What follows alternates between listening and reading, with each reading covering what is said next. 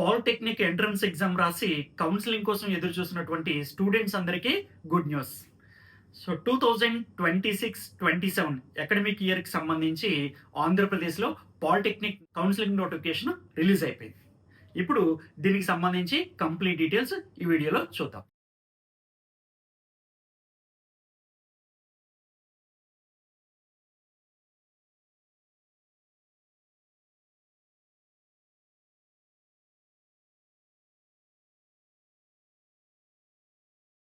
మొదటిగా ఈ వెబ్‌సైట్‌ని ఓపెన్ చేయండి.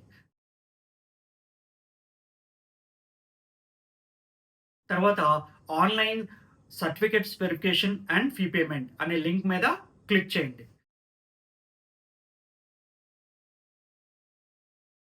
తర్వాత మీ polytechnic hall ticket number, rank, student యొక్క ఆధార్ నంబరు ఎంటర్ చేయండి. ఇప్పుడు స్టూడెంట్ రిజిస్ట్రేషన్ ఫాము ఓపెన్ అవుతుంది. ఈ ఫామ్‌లో మీ యొక్క బేసిక్ డీటెయిల్స్ అన్నీ డిస్‌ప్లే అవుతాయి. వాటిని జాగ్రత్తగా అబ్జర్వ్ చేయండి. ఏవైనా మిస్టేక్స్ ఏమన్నా ఉన్నాయేమో చెక్ చేసుకోండి. దీని తర్వాత మీ స్టడీ డీటెయిల్స్ ఎంటర్ చేయాల్సి ఉంటుంది.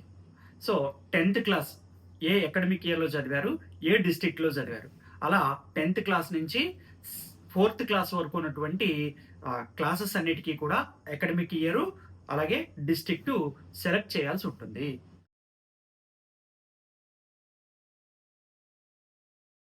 దీని తర్వాత గెట్ రీజన్ బటన్ మీద క్లిక్ చేస్తే మీరు ఏ రీజన్‌కి లోకల్ అవుతారో అది డిస్‌ప్లే చేస్తుంది. అంటే ఏయూకి లోకల్ అవుతారా? లేతే ఎస్‌వియుకి లోకల్ అవుతారా అనేది అది డిస్‌ప్లే చేస్తుంది. దీని తర్వాత గెట్ ఓటీపీ మీద క్లిక్ చేస్తే మీ రిజిస్టర్డ్ ఫోన్ నంబర్‌కి ఓటీపీ వస్తుంది. దాన్ని సబ్మిట్ చేయండి. ఇప్పుడు ఆన్‌లైన్ ఫీ పే చేయాల్సి ఉంటుంది. వెబ్ కౌన్సిలింగ్ ఫీజ్ అనేది ఏ కేటగిరీ వాళ్ళకి ఎంత ఉంటుంది అన్నది ఇప్పుడు చూద్దాం.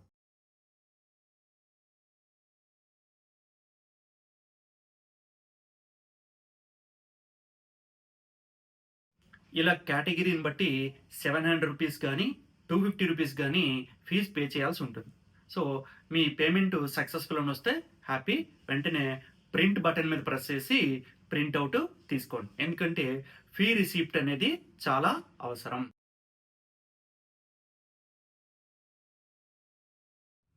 ఎవరికైనా అమౌంట్ కట్ అయిపోయి పేమెంట్ సక్సెస్‌ఫుల్ అని రాకపోతే వర్రీ అవ్వాల్సిన పని లేదు. మళ్ళీ పేమెంట్ చేయండి. ఆల్రెడీ కట్ అయిపోయిన అమౌంట్ సో 1 వీక్‌లో మీకు రిఫండ్ అవుతుంది.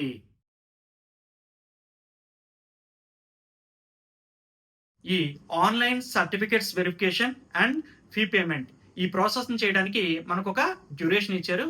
జూన్ 24 నుంచి జూన్ 30 వరకు ఈ ప్రాసెస్‌ని చేసుకోవచ్చు.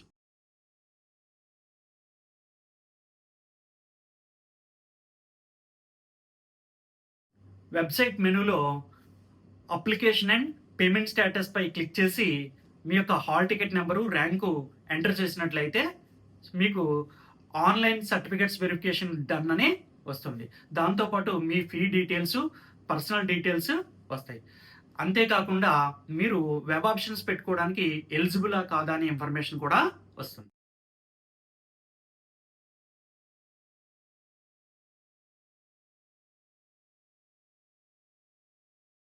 మీకు ఆన్‌లైన్ సర్టిఫికేట్స్ వెరిఫికేషన్ అయిపోయింది. అలాగే వెబ్ కౌన్సిలింగ్ కూడా ఎలిజిబిలిటీ ఉందని వచ్చింది.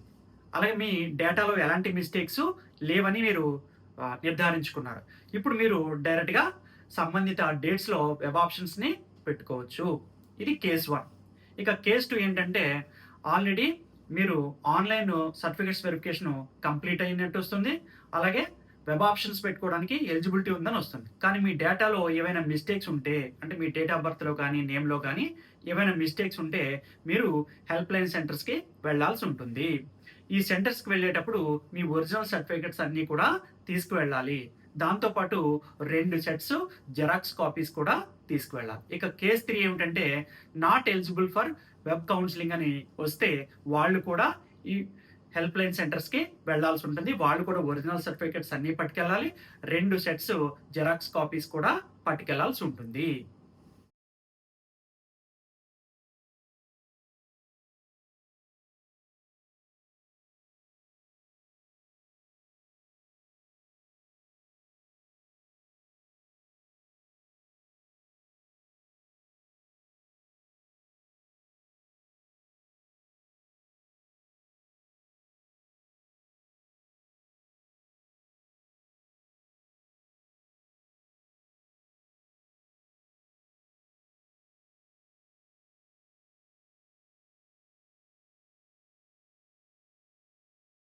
వెబ్ ఆప్షన్స్ అనేవి జూన్ 29 నుంచి జూలై 3వ తేదీ వరకు పెట్టుకోవచ్చు.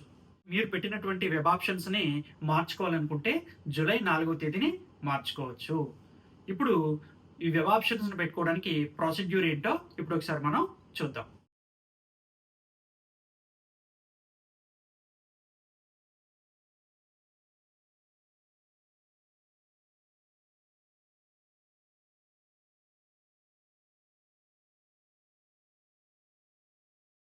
మీకు సీట్ అలాట్ అయిందా లేదా అనే విషయం జూలై 6వ తేదీన తెలుస్తుంది. ఇది వెబ్‌సైట్‌లో ఉంచడం జరుగుతుంది. సో, మరి వెబ్‌సైట్‌లో సీట్ అలాట్ అయిందా లేదా అనే విషయం ఎలా చూసుకోవాలో ఆ ప్రొసీడ్యూర్ ఏంటో ఇప్పుడు మనం ఒకసారి